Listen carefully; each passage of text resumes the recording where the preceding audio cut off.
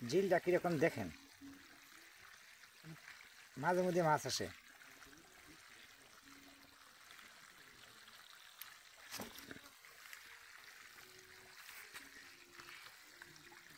প্রচুর রোদ, রোদের মধ্যেই ভিডিও করতেছি।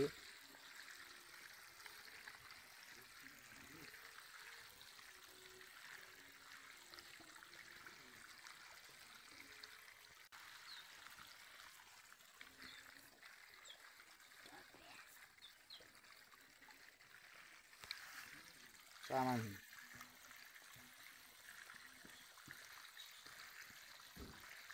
দেখতে থাকি। ঝিল থেকে উঠে আমরা চলে যাচ্ছি রাস্তা ধরে আরেকটি ঝিলে। ততক্ষণ আমার সঙ্গে থাকুন এবং সুন্দর সুন্দর ভিডিওগুলো উপভোগ করতে থাকুন, দেখতে থাকুন।